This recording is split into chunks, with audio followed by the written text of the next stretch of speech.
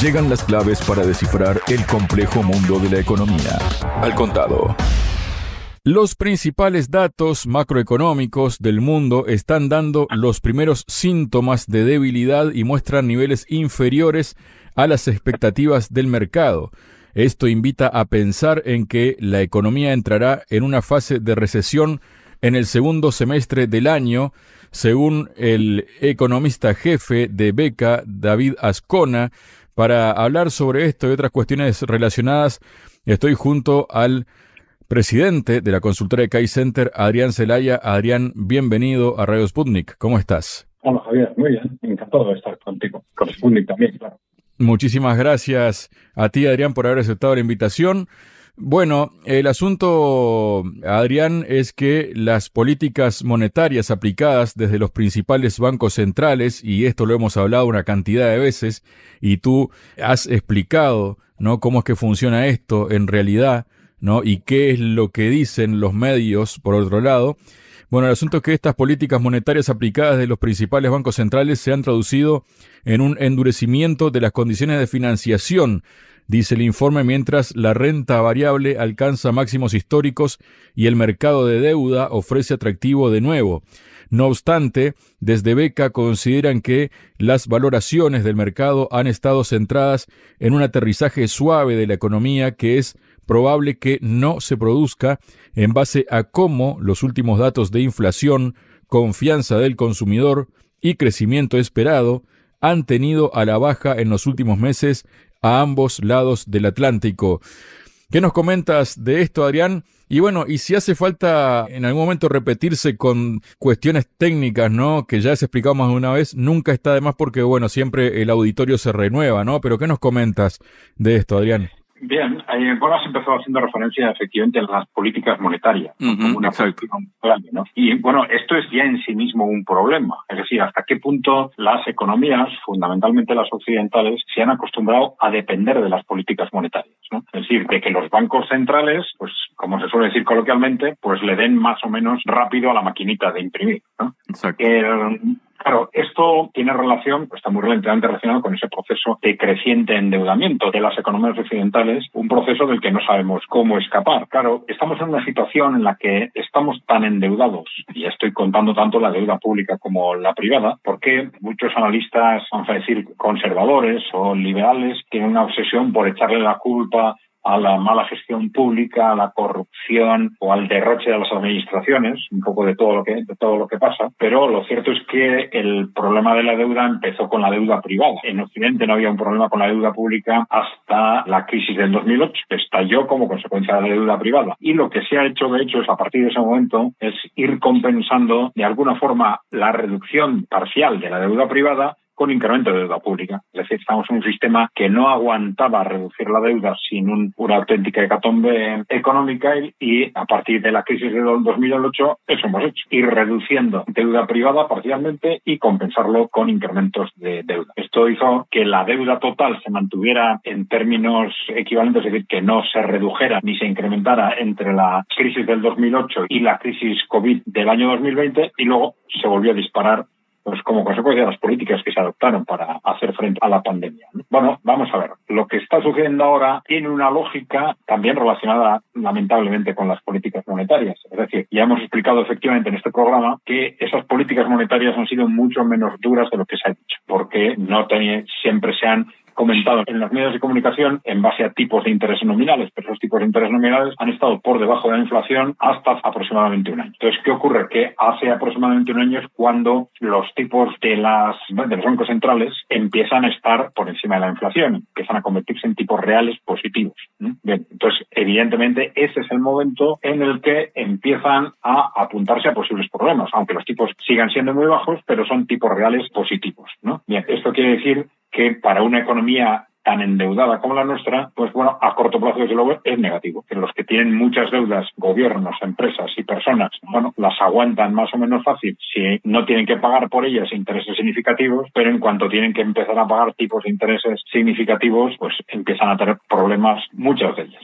muchas empresas, algunos gobiernos, etcétera. Esto se ha suavizado de alguna forma por esa doble política de los bancos centrales, por un lado en cuanto a los tipos de interés, que de hecho los han endurecido en el último próximo año, no antes, ya digo, por este efecto de los tipos reales, pero esa es una de las políticas. La otra política, que es la expansión monetaria, es decir, cuánto dinero entregan al mercado, pues esa política de expansión monetaria que beneficia fundamentalmente a los gobiernos y a las grandes empresas, esa se ha mantenido activa. Y el balance del Banco Central, que se había disparado fundamentalmente a raíz con las políticas expansivas del año 2012, pero fundamentalmente el año 2020 con la pandemia COVID, pues apenas se ha reducido. Se ha reducido en el caso de Estados Unidos de 9 a 8 billones, creo que es decir, muy, muy parcialmente. Es decir, estamos todavía comparando con lo que era la situación normalizada, vamos a decir, con un balance hiperinflado, que es lo que permite mantener barata la financiación de grandes empresas y de gobiernos. Entonces, los que están sufriendo este incremento real de los tipos, pues son los ciudadanos y las pymes.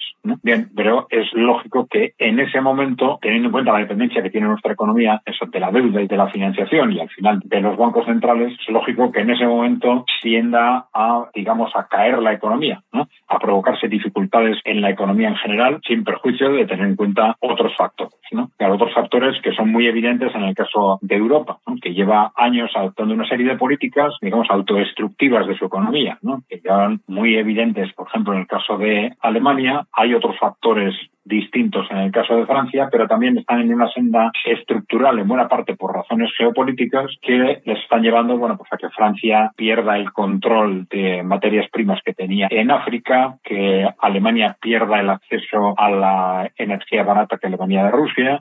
Son aspectos fundamentales de sus economías y que además ahora pues empiecen a entrar en una dinámica, en parte por decisión de los gobiernos y en parte por políticas de la Unión Europea, en una dinámica de guerra comercial larvada con China, en la cual en base a un pretexto u otro pretexto, pues poco a poco pues parece que se están buscando argumentos para crear problemas en esa relación comercial, lo cual es evidente que va a hacer daño a las dos partes. Evidentemente, el objetivo es con esas medidas hacer daño a China, pero también va a hacer daño a Europa porque China es para nosotros un socio comercial tremendamente importante, prioritario. Bien, por razones geopolíticas esto se está haciendo de todas formas, entonces estamos en un contexto clarísimo si tenemos en cuenta cuál ha sido la evolución de los últimos años, que ha sido una situación de estancamiento de los últimos, hablo casi de 15, 20 años, el estancamiento en la Unión Europea, es decir, crecimiento por debajo de la productividad, crecimiento anual por debajo del 1%, alrededor del 1, un poco por encima del 1% como media en Estados Unidos, pero partiendo de esos niveles tan bajos estructurales, es decir, de capacidad de crecimiento estructural, si se adoptan este tipo de medidas, si empiezan los tipos de interés a ser positivos, pues ya tenemos el contexto suficiente para que, lógicamente, esas economías entren en recesión. Hay otros factores, evidentemente, que inciden en la evolución de la economía, de mayor o menor envergadura, pero yo creo que conociendo estos aspectos básicos, pues ya esto nos da una medida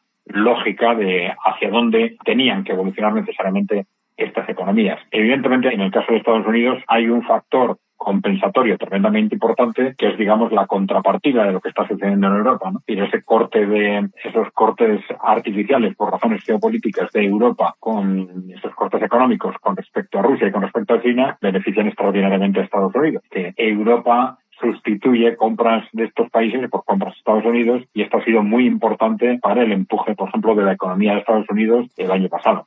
Bueno, vamos a ver cómo continúa, pero digo, los factores estructurales, tanto los monetarios como las decisiones que se toman por razones geopolíticas, pues están apuntando a un contexto, vamos a decir, de crecimiento cero o de recesión moderada, si saben contar. Claro, cualquiera que te escuche, ¿no? Adrián va a pensar, bueno, qué buen negocio es poner un banco, porque si pierdo todo, la gente pone su bolsillo para rescatarme, ¿no? Debe ser uno de los mejores negocios hoy en día, ¿no? El más redituable. Pero, bueno, bromas aparte, ¿no? Siguiendo con este tema... No es una broma, es un tema que tiene mucha amiga económica, efectivamente. Tendremos que pedir a algún mecenas que nos dé capital para abrir un banco. No demos ideas. Fíjate, has dado en el clavo que explica por qué en esas condiciones, y eso lo han comentado muchos economistas, no tiene lógica la gestión privada de los bancos. En una economía de mercado se supone que la economía de mercado vive en base a la competencia, en base a que el que lo hace mal desaparece y el que lo hace bien es premiado, pero claro, tenemos un sistema bancario que es de riesgo estructural y en el cual de alguna forma se estaba primando el riesgo, porque el riesgo facilita ganar dinero cuando las cosas van bien, porque luego además cuando las cosas van mal los gobiernos nos van a ayudar. ¿no? O bien a través de ayudas directas del gobierno o bien a través de las políticas monetarias expansivas. Pero claro, en esa lógica, digamos, eso rompe totalmente la lógica del mercado capitalista, si se quiere, ¿no? Adrián, y ya que estábamos hablando de Estados Unidos y dando esos datos, ¿no? Precisamente se habla de que las previsiones que manejan desde la entidad estarían reflejando una posibilidad del 65% de que la economía estadounidense entrase en recesión en la segunda mitad de 2024. Los ciclos existen, no estamos en un evento distinto a los anteriores y eso nos hace pensar en que vamos a caer en una recesión, explica Azcona. Para ello, insiste en las duras condiciones del crédito actuales que empiezan a dar señales de ralentización económica y que eso debilitará a las empresas, lo que tenderá a incrementar las situaciones de impagos. Y damos un salto al Atlántico y nos situamos en Europa. La economía europea precisamente ha crecido apenas un 3,4% desde que comenzó la pandemia, ¿no? Bueno, todos tirando todavía del cuento de la pandemia, ¿no? Durante este periodo se han sucedido diversos problemas que explican este pobre dato, dice el informe, desde el COVID hasta el conflicto en Ucrania. Pero hay algo que ha resistido durante todo este periodo, dice el empleo. Un año después del inicio de la pandemia, la eurozona ya estaba recuperando los niveles de ocupación del año 2019. Es más, a pesar de las dificultades económicas, la tasa de paro, es decir, de desempleo de la mayor parte de los países, está en mínimos históricos. Sin embargo, algo parece estar cambiando. Las empresas dicen que ya no quieren contratar más. Bueno, vamos a ver. Bueno, primero se hizo referencia efectivamente al impacto, en este caso apuntando a Estados Unidos, que tiene una subida un empeoramiento, un endurecimiento de las condiciones del crédito. Bueno, es importante recordar lo que hemos dicho antes. Esto se está produciendo exclusivamente el último año. En los años anteriores había subidas de tipo de interés, pero debajo de la inflación. El último año es cuando se han empezado a generar tipos positivos en los bancos centrales, ¿no? Bien, pero esto no revela esa debilidad estructural de nuestra economía, ¿no? Esos tipos, en el momento en que los tipos de interés empiezan a ser positivos, por muy moderadamente positivos que sean, la economía empieza a temblar, ¿no? Y empieza a temblar por la enorme cantidad de deuda que tenemos gobiernos, empresas y personas físicas, ¿no? Bueno, y eso ya nos revela un problema que no es de ahora, sino el que llevamos de alguna forma 40 años introducidos, ¿no? Desde que se pone en marcha el modelo neoliberal en los años 80, la economía se ha mantenido artificialmente, por un lado en base a la explotación masiva de mano de obra barata, sobre todo de las mujeres, y por otro lado con un constante incremento de deuda. Ese incremento de deuda que resuelve todos los problemas a corto plazo, pues porque echamos dinero al mercado, con ese dinero se compran bienes y servicios y las empresas producen más bienes y servicios, pero siempre atrasando el momento en el que esas deudas tienen que pagarse. ¿Atrasándolo cómo? Pues emitiendo más deuda, compensando los pagos que hay que realizar en ese momento. Entonces, esos son los incrementos de deuda los que han ido manteniendo la economía artificialmente. Efectivamente, el crecimiento de Europa, se ha apuntado, ha sido exclusivamente un 4,4% desde el COVID. Estamos hablando de 4 años, ¿no? Un crecimiento muy inferior al 1%. Pero, ya te he comentado antes que esto no es una situación de ahora, sino que llevamos 20 años así, con lo cual no le podemos echar la culpa al COVID, ni siquiera a cosas que han sucedido posteriormente, sino que hay un problema estructural en Europa alrededor del modelo económico, ¿no? Yo creo que esto, a nivel de los analistas, no solo digamos de los críticos del modelo neoliberal, ya los analistas de las multinacionales, los grandes expertos internacionales, todos están apuntando a que el modelo no funciona y que necesitamos un nuevo modelo. Lo que falta es seguramente capacidad política para empezar a poner este tema sobre la mesa, ¿no? Pero, bien, yo creo que está claro, ni Europa ni Estados Unidos tienen economías que consigan arrancar, ni en uno ni en otro contexto, ¿no? Vamos a ver qué pasa con Estados Unidos. El año pasado tuvo un crecimiento muy grande, pero todo parece indicar que fue, desde luego, un año excepcional, ¿no? Bueno, vamos a ver qué pasa con la situación del desempleo que has comentado en el último punto. Pero bueno, están evidentemente los factores del crecimiento inciden en este tema, pero hay que tener en cuenta también el factor demográfico, tremendamente importante, ¿no? Es posible que una economía aletargada pues no aumente el desempleo, lo vaya reduciendo simplemente porque como consecuencia del impacto demográfico hay menos incorporaciones al mercado de trabajo, ¿no? Y esto ha sucedido repetidamente prácticamente en los últimos 30 años, ¿no? Con lo cual hay que mirar también al factor no solo del desempleo, sino de la creación de empleo para apuntar un poco hacia dónde está encaminada, digamos, la capacidad de creación de riqueza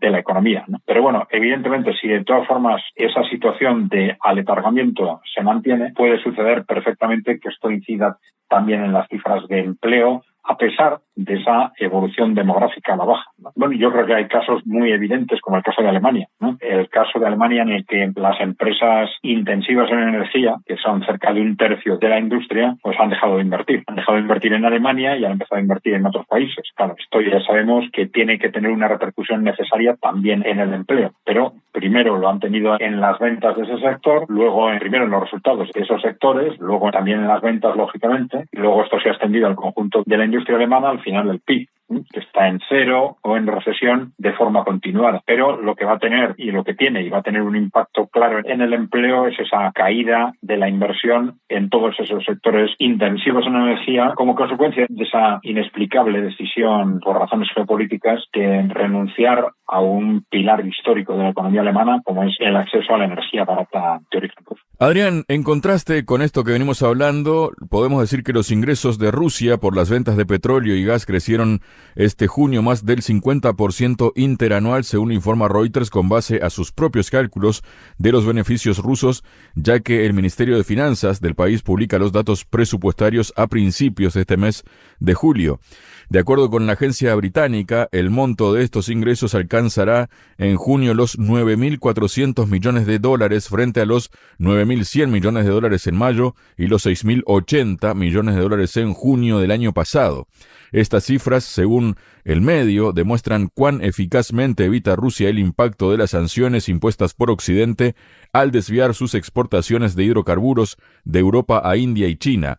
Se señala que, a lo largo de este año, el país euroasiático ganó con la venta de petróleo y gas un 21% más que en 2023. ¿Qué nos comentas de esto, Adrián? Bueno, la verdad es que es una cuestión realmente sorprendente. Sorprendente desde una perspectiva conceptual, ¿no? Si tenemos en cuenta todo lo que ha venido sucediendo durante estos últimos años. Pero bueno, la realidad es que a partir del estallido del conflicto en Ucrania, Occidente y en particular la Unión Europea adoptando una serie de medidas cuyo resultado ha sido, en principio, resultado tremendamente extraño, ¿no? Es decir, medidas que tenían aparentemente el objetivo de hacer daño o destruir la economía rusa. Pues veíamos cómo, pasados unos meses, resulta que apenas hacían daño a Rusia, hacían un daño enorme a la propia Europa y generalmente beneficiaban a Estados Unidos. Y nosotros podemos decir que tienen todos los políticos, los responsables políticos, tienen derecho a equivocarse, pero claro, es que en este caso estos errores estratégicos, cuando se evidenciaban que lo eran, no se corregían. Y no solo no se corregían, sino que 2 meses después se adoptaba otra medida similar con los mismos impactos. Es decir, apenas afectar a la economía rusa, hacer un daño importante a la economía europea y beneficiar a la economía de Estados Unidos. Pero todo esto, pues, al final va teniendo unas repercusiones sorprendentes, absolutamente contradictorias con los objetivos geopolíticos pretendidos, pero que están sobre la mesa. Es decir, que la economía rusa ha resistido fundamentalmente bien, ha sustituido fundamentalmente los mercados occidentales por mercados asiáticos, China e India. Luego has encontrado, y esto es especialmente llamativo, con que en el caso, por ejemplo, de los hidrocarburos, Europa ha continuado en buena parte comprando hidrocarburos rusos, pero comprados a través de otros países. Esto ya es algo, podemos decir, que es grotesco, ¿no? Es decir, desde un punto de vista político, los países europeos se veían aparentemente comprometidos a adoptar este tipo de decisiones contra Rusia, pero, por otro lado, decían, su economía para sobrevivir necesita esos hidrocarburos rusos, pues lo compramos a otros países, aunque sea al doble de precio. Han estado comprando este tipo de productos en vez de ser suministrados, por ejemplo, a través de gasoductos,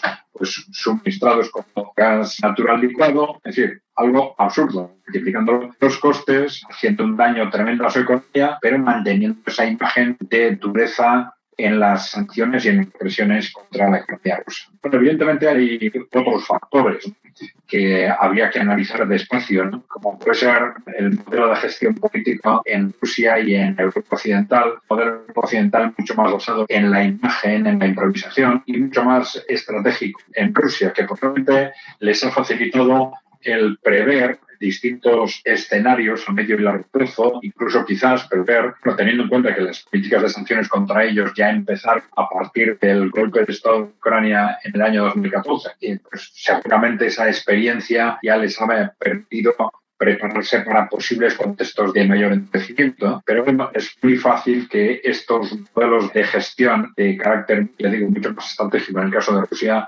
hayan tenido una gran importancia para que los resultados de este tipo de medidas y de sanciones estén siendo los que son. Muchas gracias, Adrián. Estupendo, Javier. Gracias a ti y a Sputnik, por supuesto. En Radio Sputnik, Al Contado, el cable a tierra de la economía global.